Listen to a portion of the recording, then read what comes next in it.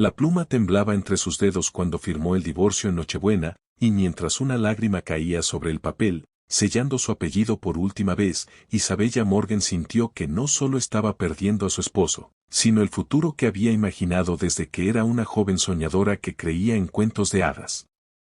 Afuera, las luces navideñas brillaban como si el mundo celebrara milagros, pero dentro de aquella oficina silenciosa, el amor acababa de morir sin aplausos ni testigos. Antes de continuar, si tú también crees en la bondad, en las segundas oportunidades y en que incluso los corazones rotos pueden volver a latir con más fuerza, regálanos un like, comparte esta historia, suscríbete al canal y cuéntanos en los comentarios desde qué parte del mundo nos estás viendo. Porque quizá, en algún rincón lejano, alguien necesita escuchar exactamente esta historia hoy.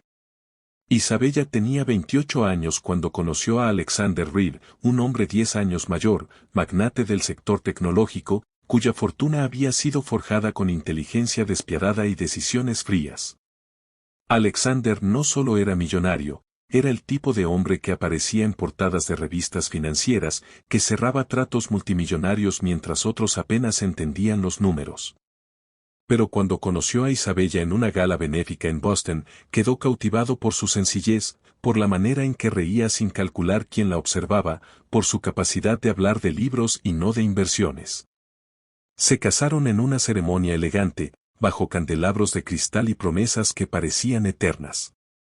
Durante los primeros años, todo fue viajes privados, cenas bajo cielos extranjeros y planes de construir una familia cuando el momento fuera perfecto.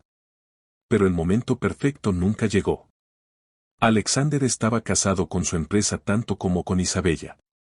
Las reuniones se extendían hasta la madrugada, los viajes de negocio se multiplicaban y la distancia comenzó a crecer como una grieta invisible entre ellos. Isabella intentó adaptarse, organizar eventos, apoyar fundaciones, acompañarlo en apariciones públicas, pero cada noche regresaba a una casa enorme que se sentía cada vez más vacía. Las conversaciones se volvieron breves, luego tensas, luego inexistentes. Alexander creía que el éxito lo justificaba todo, Isabella comenzaba a sentir que su amor se estaba evaporando entre cifras y contratos. Cuando propuso tener un hijo, Alexander respondió que aún no era el momento adecuado. Que debían consolidar una nueva fusión empresarial. Que el mercado era inestable. Que el mundo no era seguro. Siempre había una razón lógica, pero ninguna emocional. La Nochebuena en que firmaron el divorcio había sido la culminación de meses de silencios y discusiones que ya no tenían solución. Isabella no gritó ni suplicó. Solo aceptó que amar a alguien que no sabe priorizarte puede convertirse en una forma lenta de autodestrucción. Lo que Alexander no sabía, lo que jamás imaginó mientras estampaba su firma con determinación fría, era que Isabella llevaba 6 semanas embarazada. Lo había descubierto esa misma mañana, antes de salir hacia la oficina del abogado.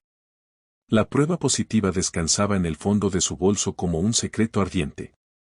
Y, aún así, decidió no decir nada. No fue una decisión impulsiva. Fue una decisión nacida del miedo. Isabella sabía que si Alexander se enteraba, no sabría si su regreso sería por amor o por responsabilidad. No quería ser la esposa a la que se quedaba obligado. No quería que su hijo creciera en un matrimonio sostenido por culpa. Así que firmó, tomó su abrigo, salió al frío de diciembre y dejó atrás la vida de lujo que muchos envidiaban sin conocer su soledad. Esa noche, mientras las familias abrían regalos y brindaban por el amor, Isabella condujo hasta el pequeño apartamento que había alquilado en secreto semanas antes. Se sentó en el suelo, abrazó su vientre a un plano y lloró hasta quedarse dormida. Los meses siguientes no fueron fáciles. Acostumbrada a choferes y asistentes, ahora viajaba en transporte público. Acostumbrada a cenas gourmet, aprendió a cocinar con presupuesto limitado. No aceptó dinero de Alexander más allá de lo estipulado legalmente, rechazó cualquier contacto adicional. Consiguió trabajo como editora en una pequeña editorial independiente.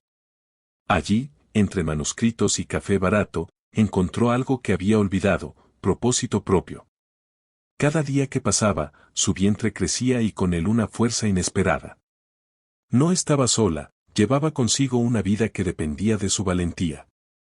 Mientras tanto, Alexander creyó que el divorcio sería un capítulo cerrado con eficiencia quirúrgica. Se sumergió aún más en su empresa, cerró la fusión que tanto había deseado y apareció en titulares como el empresario del año. Sin embargo, en la inmensidad de su penthouse, el silencio comenzó a resultarle insoportable. Isabella ya no estaba para escuchar sus preocupaciones ni para suavizar sus aristas. Por primera vez, el éxito no llenaba el vacío. Intentó llamarla varias veces en los primeros meses, pero ella no respondió. Su orgullo lo detuvo de insistir demasiado. El destino, sin embargo, tiene formas inesperadas de revelar la verdad. Una tarde de primavera, Alexander asistió a una feria del libro patrocinada por su fundación. Caminaba distraído entre puestos cuando escuchó una risa infantil que le resultó extrañamente familiar. Se giró y la vio. Isabella estaba de pie junto a un carrito de bebé, con el cabello recogido y ojeras suaves bajo los ojos, pero con una serenidad que nunca antes había visto en ella. En el carrito, un pequeño niño de apenas 3 meses movía las manos al aire. Alexander sintió que el mundo se detenía. No necesitó explicaciones para hacer cálculos. Las fechas encajaban como piezas dolorosamente evidentes. El aire se volvió pesado. Isabella levantó la mirada y sus ojos se encontraron después de casi un año. En ese instante, no hubo lujo ni prensa ni poder. Solo 2 personas enfrentando una verdad que cambiaba todo. Alexander se acercó lentamente, con una mezcla de incredulidad y culpa que le quemaba el pecho. Isabella no retrocedió. Había pasado demasiadas noches enfrentando miedos para temblar ahora. Alexander comprendió entonces que su mayor pérdida no había sido el matrimonio, sino la familia que nunca supo que existía. Sintió rabia consigo mismo por no haber visto el dolor en los ojos de Isabella aquella Nochebuena. Sintió vergüenza por haber priorizado contratos sobre abrazos. Y, sobre todo, sintió miedo de que fuera demasiado tarde. Pero Isabella no buscaba venganza ni lástima. Había aprendido a sostenerse sola. Le permitió conocer a su hijo, Ethan Reed, pero dejó claro que la confianza no se reconstruye con dinero.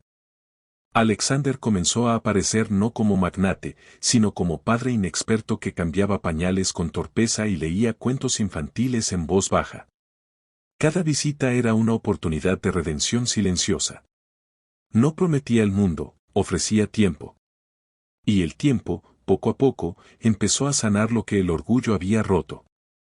El proceso fue lento. Hubo dudas, conversaciones difíciles y recuerdos que dolían. Isabella temía volver a depender emocionalmente. Alexander temía no merecer otra oportunidad. Pero la presencia de Isen se convirtió en puente. Cada sonrisa del bebé era un recordatorio de lo que pudieron perder para siempre. Alexander redujo su carga laboral, delegó responsabilidades y comenzó a asistir a terapia para entender por qué había confundido éxito con amor. Meses después, en otra Nochebuena, muy distinta a la anterior, Alexander no llevaba papeles de divorcio en las manos.